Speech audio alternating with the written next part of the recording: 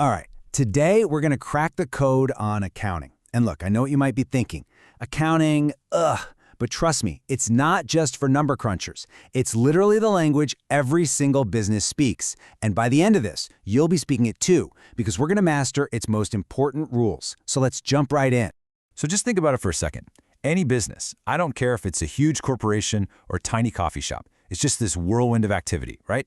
Money coming in, money going out, buying things, selling things, paying salaries. It's chaos. So how in the world do they make sense of it all? How do they know if they're actually making a profit or just spinning their wheels? Well, the answer is a really powerful, elegant system called accounting. And that's its whole job, really. At its core, accounting isn't about boring spreadsheets. No way. It's about taking all that financial chaos we just talked about and turning it into a clear, simple story that anyone can understand. And that story, it's told through a system. It's a step-by-step process for recording every single transaction.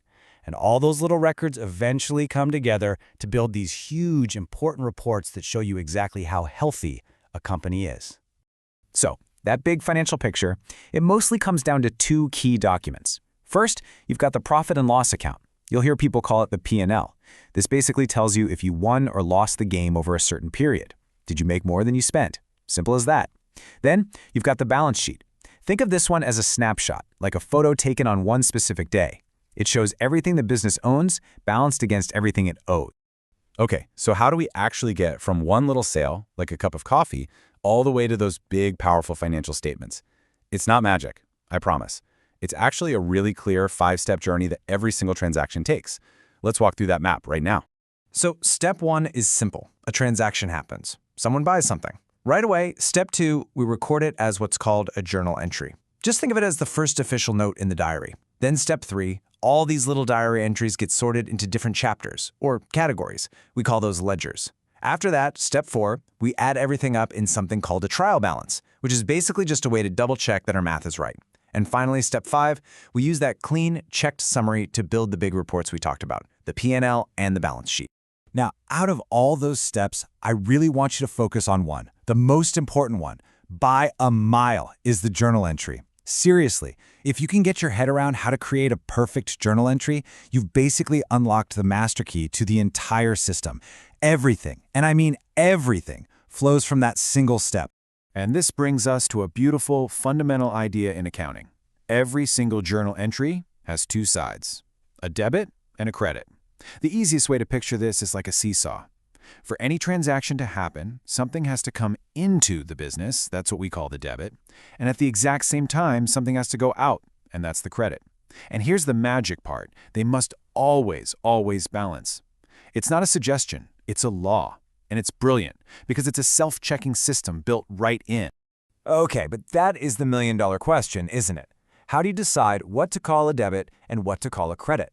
You know, what's coming in versus what's going out. Well, luckily for us, there's a simple and honestly pretty elegant system for making that decision perfectly every single time. And that system is built on three simple but incredibly powerful principles. We call them the golden rules of accounting. Honestly, you can think of these rules as the engine that drives the whole machine. Once you know these three rules, you can handle literally any transaction that comes your way. All right, here they are. The whole logic of accounting right here on one slide. It all comes down to 3 rules for 3 types of accounts. So rule number 1 is for what we call personal accounts. That's just people or other companies. The rule is super simple. Debit the receiver, credit the giver. Got it? Okay.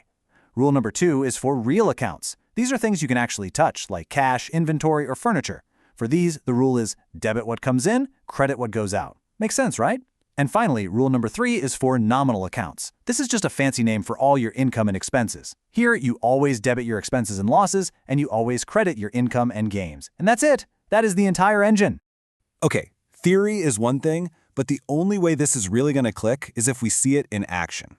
So let's take these brand new rules of ours for a little test drive with a really simple, everyday example. So here's the scenario. A business, let's call it Ram's Business, sold some furniture to a customer named Sham. Now the key detail here is that it was a credit sale. That just means Sham didn't pay cash on the spot. He's going to pay later. And for this example, remember, we're the accountants for Ram's Business. So let's pause for a second. Based on what we just learned, what's the journal entry here? In Ram's books, what gets debited and what gets credited? We've got to figure out the two accounts that are affected and then just apply our rules. All right, let's break it down together. First, let's look at Sham. What's his role? He received the furniture. Since Sham is a person, that's a personal account. And what does rule number 1 say? Debit the receiver. Boom! So we're going to debit Sham's account. Easy enough? Now, what's the other side of the transaction? The furniture. The furniture physically went out of Ram's business. Furniture is a real, tangible thing, so it's a real account. And rule number 2 says, credit what goes out. So we credit the furniture account. See how that works? And there you have it, the correct, perfect journal entry. Shyam's account is debited and the furniture account is credited.